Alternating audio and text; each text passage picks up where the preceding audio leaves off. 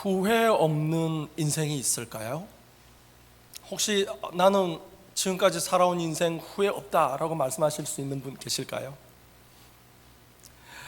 아마 후회하지 않아도 좋을 만큼 만족할 만한 인생을 사신 분이 있을지 모르겠습니다. 그런 인생을 살았다면 정말 좋겠죠.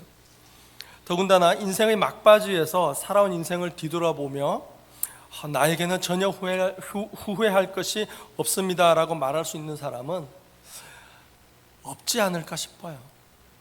없지 않을까 싶어요.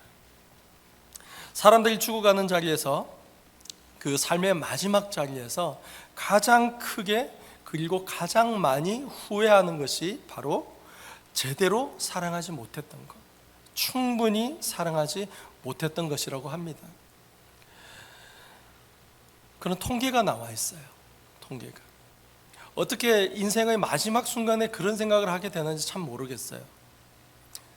어제 주식 투자한 거 어떡하지 그러면서 죽으시는 분은 없겠죠. 저도 이제 아직 짧은 인생이지만 돌아보면 참 아쉬운 점이 정말 많습니다. 그 가운데 후회스러운 것이 정말 제대로 사랑하지 못했던 것을 후회하고 있습니다. 제가 사랑했던 사람들, 그리고 사랑해야 했던 사람들이 있는데 그 모든 분들께 정말 죄송한 마음들 뿐이에요. 그래서 그때 제가 조금 더 사랑했더라면 어쩌면 다른 결과가 나왔을지도 모르겠는데 라며 정말 안타까워하는 순간들이 상당히 많이 있습니다. 그렇다고 해서 제가 사랑하지 않았던 것이 아니라 그 정도로 사랑해서는 안 되었던 것이었어요. 하나님께서 저에게 그 이상을 기대하셨던 것 같습니다. 저 자신을 챙기느라 다른 사람들을 제대로 챙기지 못한 것이 더욱 커서 비록 아직 젊지만 후회가 된다는 것입니다. 사랑은 단순한 감정이나 정서로 그치는 것이 아닙니다. 사랑은 이타적인 성향이 이기적인 성향을 넘어서는 것이라고 말할 수 있어요. 우리는 누구나 이타적인 것과 이기적인 것을 가지고 있잖아요. 특히 미국에서 좀 더 그런 것 같아요. 개인주의가 강하다 보니까 이기주의적 성향이 조금 더 센 것 같기도 합니다. 근데 가만히 생각해 보면은요, 누가 누구를 사랑하는지 알 수 없을 정도로 구분하기가 참 힘든 것 같아요. 나 자신을 사랑하기 위해서 내 필요에 의해서 남을 사랑하는 건지, 아니면 순수하게 다른 사람을 사랑하기 위해서 사랑하는 건지 구분되지 않더라는 겁니다. 이 문제가 얼마나 심각하냐면요, 사실 예수 믿지 않는 사람들에게는 사랑이 넘칠 수 있고 모자랄 수도 있습니다. 그게 큰 문제가 되지 않아요. 그냥 저 사람은, 그 사람들은 사랑이 조금 넘친다, 저 사람들은 사랑이 조금 부족한 것 같다, 이렇게 말하면 되는 것이에요. 그런데 그리스도인들에게 사랑이 부족하다는 것은요, 신앙이 부족하다는 말입니다. 사랑 부족은 신앙 부족이라는 말입니다. 이것이 매우 심각한 것이에요. 왜냐하면요, 우리 그리스도인들에게는 사랑이 아주 대표적인 영성이기 때문에 그렇습니다. 예수를 믿는 사람들에게 사랑의 정도가 신앙의 정도가 되는 것이에요. 그래서 우리 주변에 정말 다른 사람들을 사랑하고 섬기시는 분들을 볼 수 있어요. 정말 사랑으로 자신을 깎아가면서까지 섬기시는 분들은 정말 신앙인으로서 훌륭한 모습들을 보이시는 것이에요. 그런데 신앙이 아무리 좋은 것 같아 보여도 사랑하는 모습이 보이지 않는다면 그것은 더 이상 신앙이 아니라는 거예요.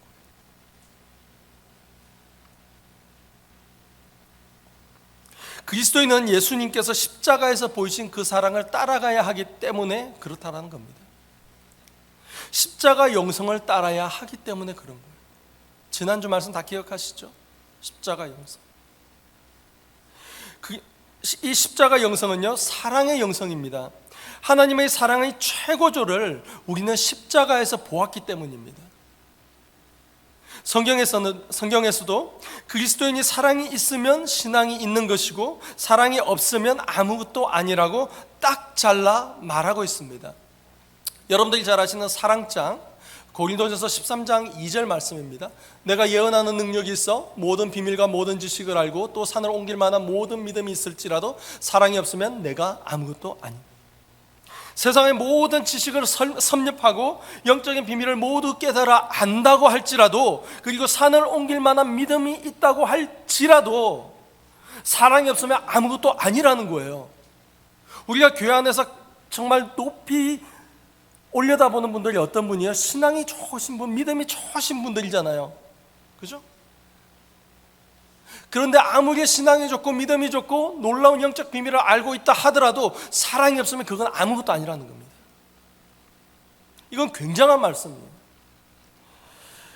사실 여기서 말하고 있는 이 나이란 지식이라든지 능력이라든지 영적인 비밀 등을, 이런 것들, 정말 그 산을 옮길 만한 믿음들, 이런 것들을 우리가 평생을 노력해도 쟁취할 수 있을까 말까 하는 그런 일들, 그런 것들이에요. 그렇지 않습니까? 여러분, 산을 옮길 만한 믿음이 겨자씨만한 믿음만 있어도 산을 옮긴다라고 그랬는데 우리 못 옮기잖아요. 못하잖아요. 그런데 그런 게 있다고 한들 사랑이 없으면 아무것도 아니라는 겁니다. 그만큼 사랑이 중요하다라는 거예요. 그렇게 굉장한 영적인 통찰력이 있고 그렇게 어마어마한 믿음이 있다고 할지라도 사랑 앞에서는 아무것도 아니라는 겁니다.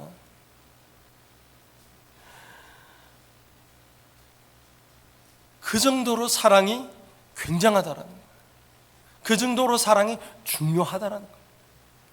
그렇다고 해서 세상 이 모든 지식들, 어떤 영적인 통찰력들, 믿음들, 이런 것들이 중요하지 않다라는 게 아닙니다. 이런 것들도 당연히 중요합니다. 너무너무 중요해요. 그런데 이것들에 비해서, 사랑에 비하면 아무것도 아니라는 거예요. 그만큼 사랑이 중요하다라고 말씀하고 있는 것입니다.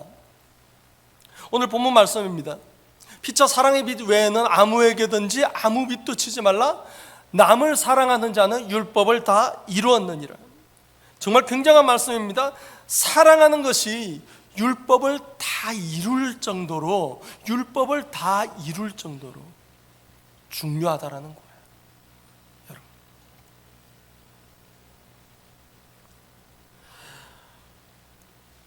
우리 주님께서 구약의 모든 율법들을 요약해서 딱 말씀해 주셨어요. 그게 저 말씀입니다. 요한복음 13장 34절 말씀. 새 계명을 너희에게 주노니 서로 사랑하라. 내가 너희를 사랑한 것 같이 너희도 서로 사랑하라. 예수님께서 구약의 모든 율법들을 한 번에 딱 정리하신 게 이겁니다. 서로 사랑하라는 거예요. 다른 사람을 사랑하는 일에 대한 가르침이 바로 구약의 모든 율법들이라는 겁니다. 율법이 굉장히 많잖아요. 그런데 그 모든 것들이 다 사랑을 위해서 설명하는 것들이었다는 겁니다. 자기를 사랑함으로써 우리는 예수님을 닮는 것이에요. 주님을 따르는 것입니다. 자기를 부인하고 자기 십자가를 지는 것, 바로 그것이 사랑이라는 말씀이에요. 그렇게 우리가 주님의 제자가 되는 것입니다. 오늘 8절 말씀에서 사랑하는 것이 율법을 이룬다라고 말씀하셨잖아요. 그리고 9절에 이렇게 말씀이 나옵니다. 간음하지 말라, 살인하지 말라, 도둑질하지 말라, 탐내지 말라 한 것과 그 외에 다른 계명이 있을지라도, 그 뒤를 자세하게 보십시오. 내 이웃을 내 자신과 같이 사랑하라 하신 그 말씀 가운데 다 들었느니라. 간음하지 말라, 살인하지 말라, 도둑질하지 말라, 탐내지 말라, 이게 뭐예요? 십계명에 나오는 말씀들이잖아요. 이 십계명에 나오는 이 말씀들이 어디에 다 들어있다고요? 내 이웃을 내 자신과 같이 사랑하라고 하신 그 사랑 안에 다 포함되어 있다라는 겁니다. 우리가 굳이 저것을 따로 간음하지 말아야지, 살인하지 말아야지, 이게 아니라 사랑하면 저것들을 하지 않게 된다라는 거예요. 사랑하면 사랑 안에 다 포함이 되어 있더라는 겁니다. 세상에 어느 종교든지 사랑을 강조하지 않는 종교가 없습니다. 그런데 기독교의 사랑은 여타 종교와 다른 점이 사랑이 전부라는 겁니다. 사랑이 전부라는 거예요. 그래서 사랑이 기독교의 대표적인 영성입니다. 교회 다닌다고 하면서 다른 사람들에게 사랑하지 못하고 저 사람은 냉혈 아니야 이런 소리를 들으시면요, 신앙을 진심으로 심각하게 되돌아보셔야 돼요. 인색하다 다시 생각하셔야 돼요. 베풀지 못하고 저 사람은 다른 사람들한테 마음 안 써, 신앙을 처음부터 다시 시작하셔야 돼요.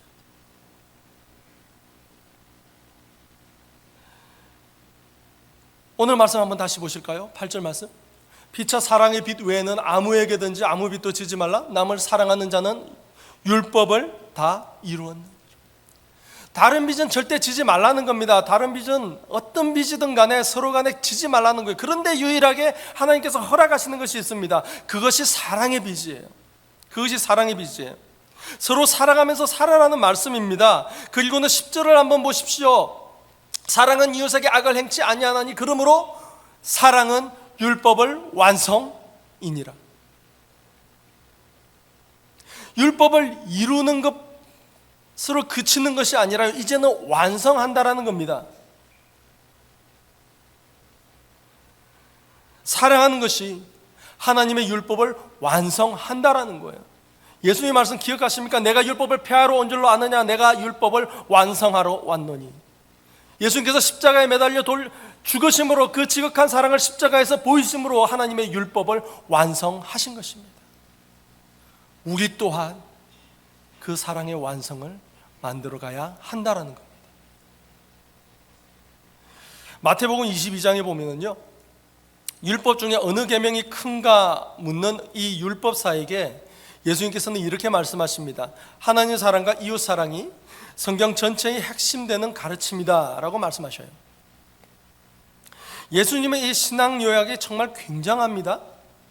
하나님 사랑, 이웃 사랑, 이게 성경 전체의 가르침이다 라고 말씀하시면서요, 신앙생활이 다른 게 아니라 하나님을 사랑하고 이웃 사랑하는 거다 라고 말씀하시는 거예요. 그런데 하나님의 사랑이 이웃 사랑으로 확장된다라고 말씀하시는 거예요. 한마디로 하나님을 사랑하는 것과 이웃을 사랑하는 것이 다르지 않다라는 겁니다. 이게 얼마나 중요하냐면요, 하나님을 사랑한다라고 하면서 이웃을 미워하면 그것은 거짓말하는 것이라는 거예요. 거짓말. 하나님께서 제일 싫어하시는 것 중에 하나 아닙니까?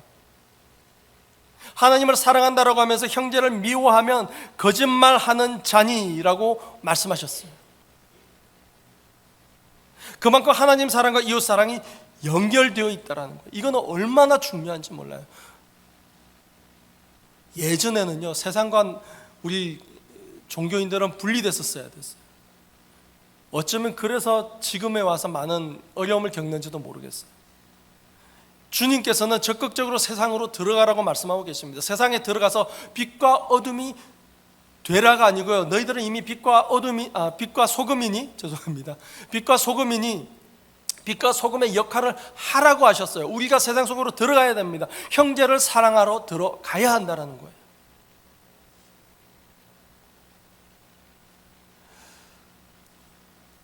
바울의 신앙 요약을 한번 보실까요? 이것도 또한 어마어마합니다. 고린도전서 13장 13절 말씀입니다. 그런즉 믿음, 소망, 사랑 이 세 가지는 항상 있을 것인데 그 중에 제일은 사랑이라. 다 아시죠? 아마 다 외우실 거예요. 이 말은 거의 교회 안 다니는 사람도 아는 말씀이니까. 심지어 그 JYP라고 박진영 씨가 이걸 가지고 노래도 만들었어요. 사랑이 제일 낫더라면서. 바울은요, 신앙생활에서 가장 중요한 것 세 가지를 정리를 했는데 그게 믿음과 소망과 사랑이라는 겁니다. 정말 탁월한 요약이에요. 성경 속 신앙이 방대하잖아요. 율법이 굉장히 방대하잖아요. 그런데 이 사도 바울은 젊었을 때 가말리알 문화에서 엄청나게 열심히 구약을 공부했던 사람이거든요. 그러니까 이제 예수님의 복음을 접하고 나니까 딱 보이는 겁니다. 아, 믿음과 소망, 사랑 이 세 가지가 가장 중요하구나. 주님께서는요, 하나님 사랑과 이웃 사랑으로 말씀해 주셨는데요, 사도 바울은 신앙을 믿음, 소망, 사랑으로 요약하고 있습니다. 그런데 믿음, 소망, 사랑 우리는 정말 많이 들어보셨잖아요. 그죠? 교회 다니는 사람 치고 믿음, 소망, 사랑 안 들어본 사람은 없을 거예요. 근데 제가 봤을 때 대부분 이런 반응인 것 같아요. 믿음, 소망, 사랑? 그래서 what? 신앙의 두 축으로 우리는 믿음과 소망을 말할 수 있습니다. 이 두 가지는요, 신앙과 직결되는 것입니다. 믿음이 없으면 신앙이 형성되지 않고요, 소망이 없으면 기독교 신앙은 완성되지 않습니다. 이 신앙생활에서 믿음과 소망은 너무너무 중요한데, 사도 바울은요 이렇게 얘기하고 있는 거예요. 믿음도 중요하고 소망도 중요한데 그 중에서 사랑이 더 중요하더라는 거예요. 사랑이 더 중요하더라. 신앙생활은 하나님께 대한 믿음을 가지고 앞으로 베푸실 미래에 대한 소망을 가지고 그리고 사랑으로 오늘을 살아가는 겁니다. 한마디로 믿음은 과거고요, 소망은 미래입니다. 현재는 사랑인 거예요. 그래서 믿음과 소망 사이에 우리가 사랑으로 살아가는 것입니다. 다시 말하면 그리스도인은 항상 믿는 사람이어야 하고요, 그리스도인은 어떤 형편과 상황 속에서도 늘 소망을 품고 사는 사람이어야 합니다. 그리고 그리스도인은 언제나 사랑하는 사람이어야 돼요. 믿음과 소망이 있어야 우리가 하나님이 기대하시는 그 온전한 사랑을 시도할 수 있습니다. 믿음과 소망 없이는요, 이 사랑이 형성될 수가 없어요. 그 믿음과 소망을 바탕으로 한 사랑이 정말 중요하다라는 겁니다. 세상이 말하는 아무것도 아닌 데서 그냥 감정만 내세우는 그런 사랑이 아니라는 거예요. 우리는 철저하게 하나님을 향한 믿음과 하나님께서 함께 하시고 앞으로 인도하실 미래에 대한 소망을 품고 우리가 사랑으로 살아가는 것이에요. 그래서 사랑이 우리의 대표 영성이 되는 것입니다. 그만큼 사랑의 영성이 우리에게 중요하다는 거예요.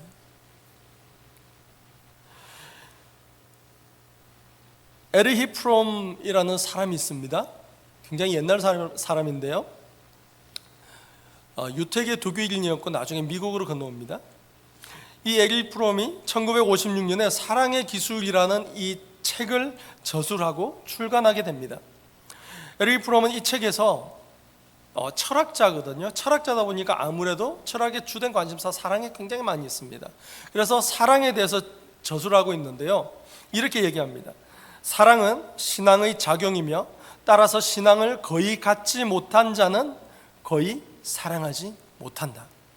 사랑한다는 것은 아무런 보증 없이 자기 자신을 맡기고 우리의 사랑이 사랑을 받는 사람에게서 사랑을 불러일으키리라는 희망에 완전히 몸을 맡기는 것을 뜻한다.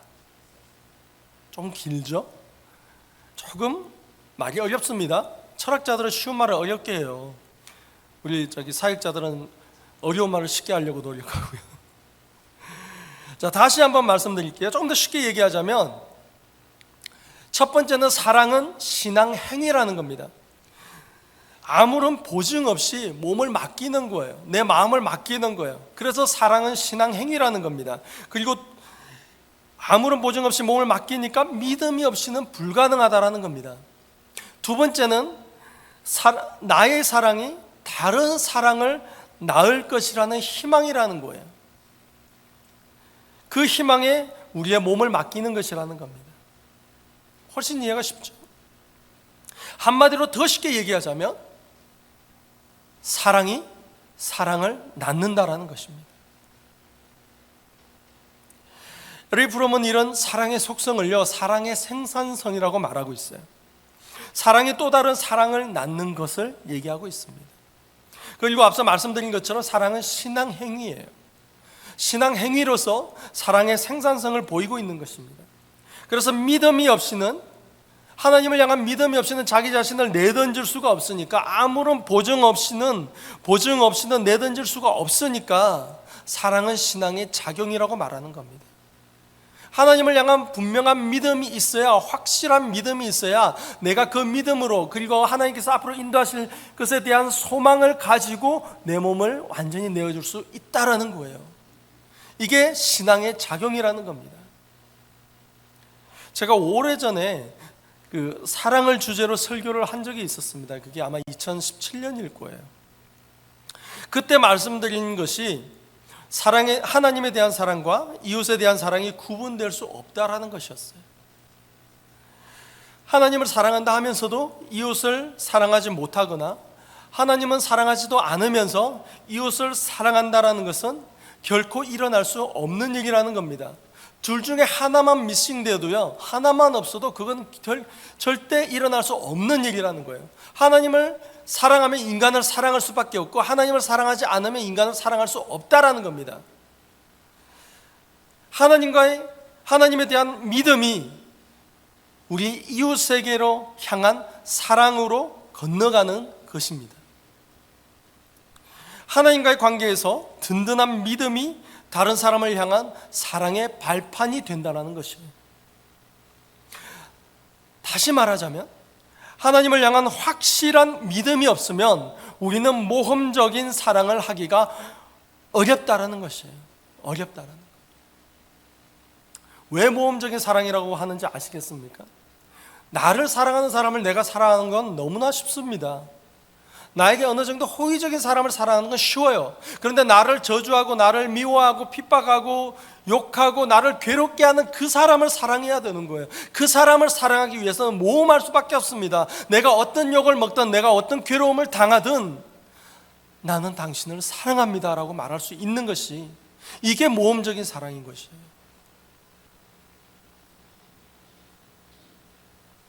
우리는 어떻게든 이웃을 사랑해야 합니다. 그런데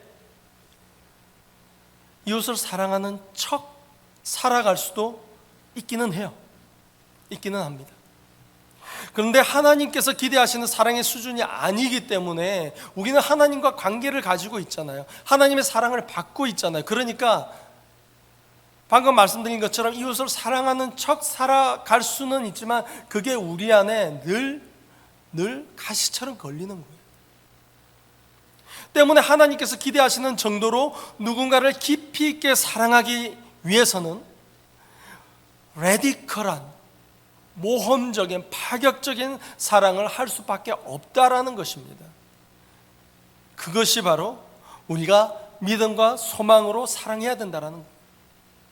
자기를 내던지고 누구보다 낮아지면서 모험적으로 사랑하려면 믿음이 필요한데 그 믿음이 다른 곳에서 오는 것이 아니라 바로 하나님과 나와의 관계 속에서, 사랑의 관계 속에서 온다라는 겁니다. 하나님과 내가 아무 관계가 아닌데 어떻게 믿음이 생기겠어요? 어떻게 믿음이 하나님께서 채워주시겠어요? 에리 프롬은요, 이 사랑에 대해서 이렇게 얘기하고 있습니다. 사랑받기 위해 내가 해야 할 일은 하나도 없다. 여기에 대해서 얘기하면서 자식에 대한 어머니의 사랑에 대해서 이야기하고 있습니다. 어머니의 사랑은 무조건적이죠. 여기 어머님들 다 계시잖아요. 어머니의 사랑을 받기 위해서는 내가 해야 할 일이 전혀 없다라는 겁니다. 단 한 가지, 내가 그 어머니의 자식으로 존재하면 되는 거예요. 존재하면. 그래서 우리 어머니의 사랑이 위대하다라는 겁니다. 근데 우리를 향한 하나님의 사랑의 가장 근접한 예를 찾아보면 바로 이런 어머니의 자식을 향한 사랑을 볼 수 있을 거예요. 하나님의 사랑에 비교할 수는 없죠. 그런데 가장 근접한 사랑을 찾아보면 어머니의 자식을 향한 사랑을 찾을 수 있다는 겁니다. 그러면서 프롬은 이렇게 얘기합니다. 무조건적인 사랑은 어린아이만이 아니라 모든 인간의 가장 절실한 갈망 가운데 하나다.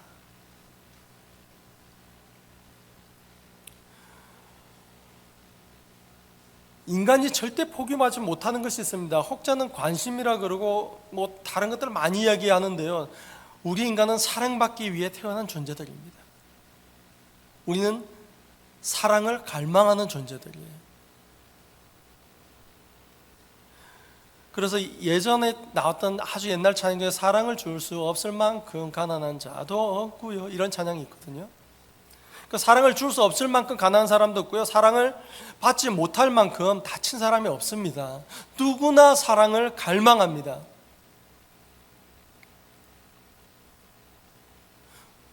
그런데 우리는 그 무조건적인 사랑을 지금 받고 있어요.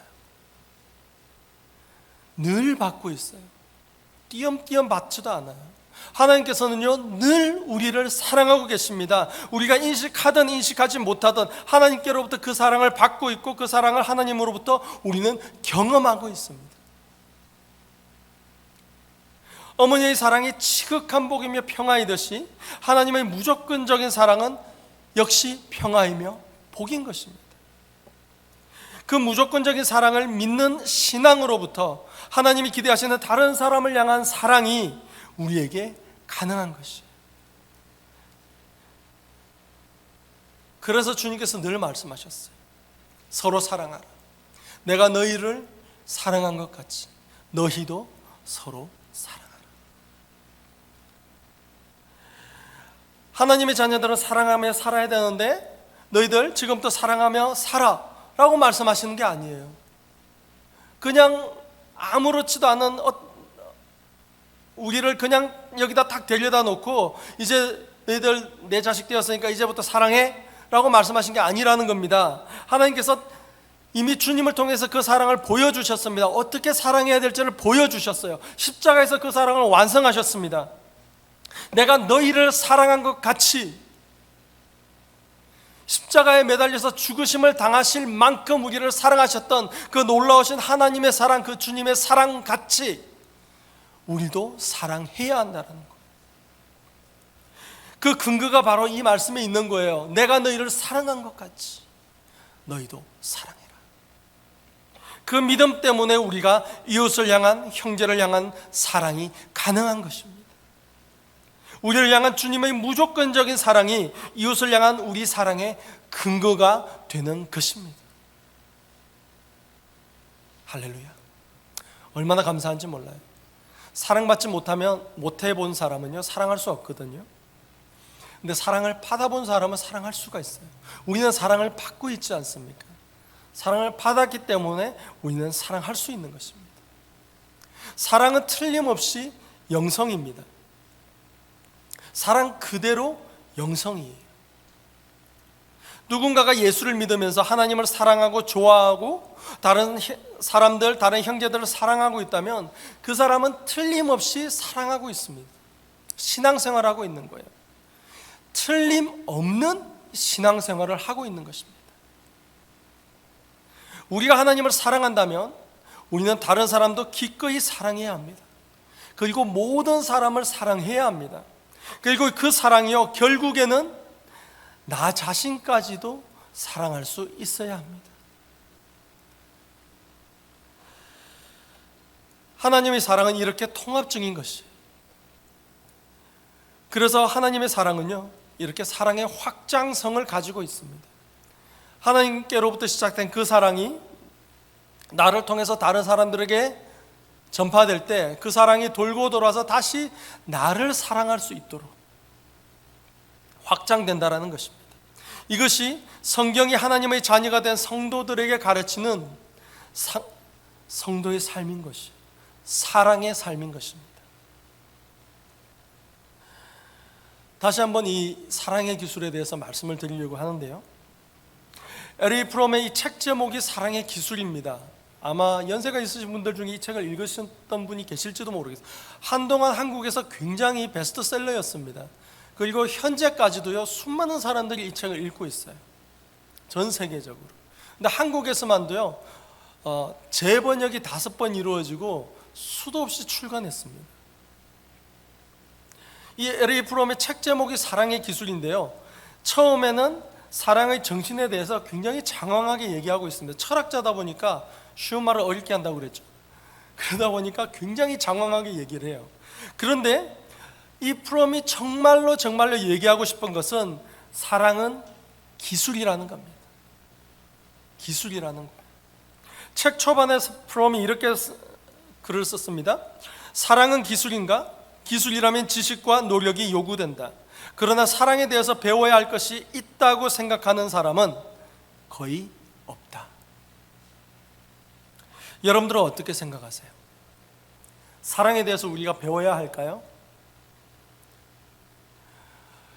우리는 보통 그대로 받아왔던 사랑들 또는 여러 매체를 통해서 보았던 사랑들을 사랑하고 있습니다. 그게 다라고 생각해요. 그래서 자녀 교육할 때 보면은 정말 내가 어릴 적에 부모님으로부터 받았던 그 사랑의 표현을 그대로 하는 것을 볼 수가 있어요. 근데 시대가 바뀌어 가잖아요. 대략 30살에 결혼해서 아이를 낳는다 쳐요. 그러면 30년 전의 교육 방식으로 지금의 아이를 교육하는 거잖아요. 그래서 저는 아기를 가진 젊은 부부들한테 꼭 강조합니다. 공부하시라고. 자녀 교육에 대해서 공부하시라고. 사랑에 대해서 공부하시라고. 내가 정말로 사랑하기 위해서 누군가를 사랑하는 법을 배워야 된다, 이렇게 생각해 보신 분이 계시냐는 것이죠. 우리가 누군가를 사랑하려고 할 때 정말 사랑은 기술이니까 훈련받아야 하고 배우려고 노력해야 한다고 생각하는 분이 계시냔 말이죠. 그렇게 생각하시는 분이 있으시냐는 거죠. 이 프롬은 이렇게 얘기합니다. 기술의 실용에는 훈련이 요구된다. 우리가 정말 새겨들어야 할 말인 것 같아요. 기술의 실용에는 훈련이 요구된다. 우리가 무언가에 대해서 정통하기 위해서는요, 그것을 한번 배우는 것으로 끝나지 않지 않습니까? 그죠? 단순히 운전 하나만 하더라도 차에 앉았다라고 해서 무조건 운전을 잘하는 게 아니잖아요. 우리는 운전을 하기 위해서 꾸준하게 시동도 걸어보고 엑셀레이터도 밟아보고 한참을 다녀보아야만이 익숙해집니다. 여러분들이 하고 계시는 그 일들 처음에 하실 때 한번 생각해 보세요. 처음부터 잘하셨어요? 아니잖아요. 정말 오랜 시간 동안 훈련이 있었잖아요. 사랑도 훈련이 필요하다는 겁니다. 우리가 사랑하기로 마음을 먹으면 이제 사랑의 정신이 뭔지 알아야 될 것이고요, 그렇게 해서 사랑의 정신에 대해서 살펴본 후에 누군가를 사랑하려면 사랑의 방법을 배워야 하고 사랑하기를 훈련해야 한다는 것이에요. 단순히 배우는 것만으로 되지 않기 때문에 사랑을 훈련해야 한다는 것입니다.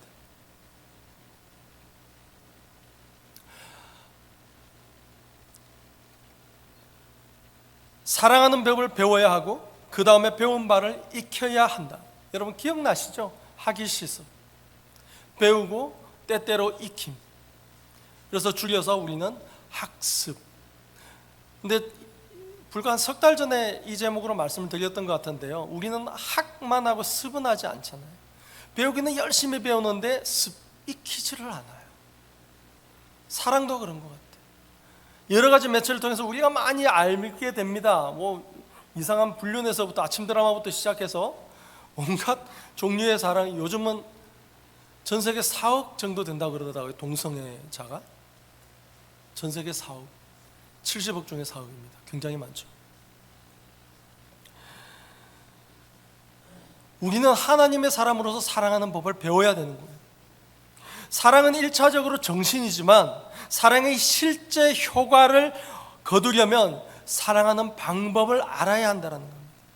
우리가 그토록 사랑한다고 하면서 사랑에 실패하는 이유가 사랑이 무엇인지 잘 알지 못하기 때문에 실패하고요, 사랑이 무엇인지 알긴 아는데도 불구하고 사랑에 실패하는 이유가 사랑의 기술을 연마하지 않았기 때문에 그래요.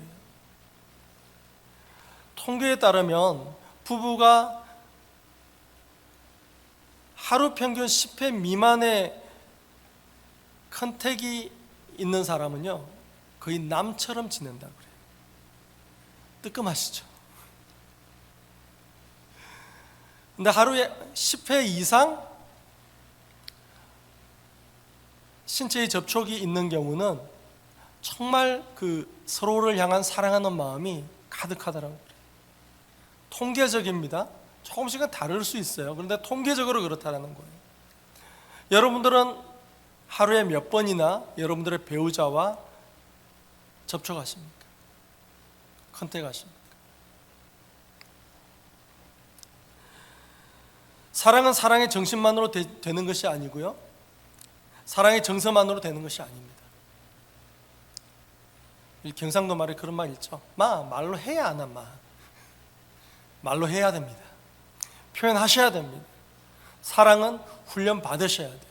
말하는 것, 동작하는 것 모두 다 훈련하셔야 돼요. 사랑하는 법을 제대로 배워야 사랑을 할 수 있습니다. 사랑하는 법을 훈련해야 사랑할 수 있습니다. 그래야 제대로 사랑할 수 있는 것입니다. 지난주에 나누었던 설교 제목 기억하십니까? 십자가 영성. 누구보다도 겸손하셨고 누구보다도 순종하셨던 예수님의 이 십자가 사건은요, 극진하신 사랑으로 우리를 사랑하시는 성부 하나님의 가슴 아픈 선택이었습니다.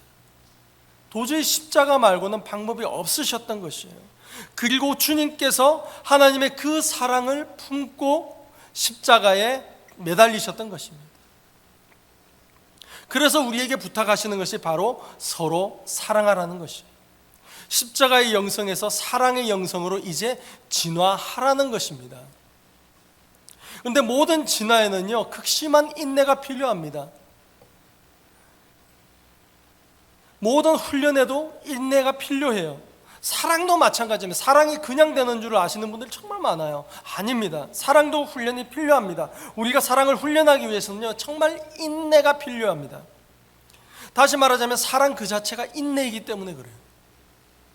고린도전서 13장을 살펴보면은요, 1절부터 3절까지는 사랑의 총론이라고 말합니다.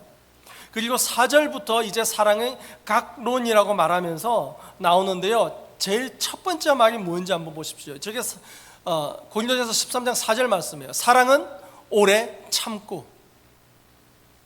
각론의 첫 번째가 사랑은 오래 참고입니다. 그런데 여기만 나오는 것이 아니고요, 바로 7절에 또다시 나옵니다. 사랑은 모든 것을 참으며.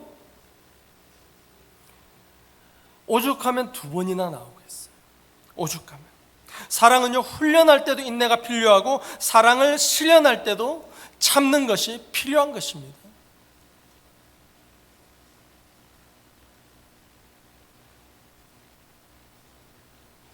하나님께서 보여주신 사랑이 그랬거든요.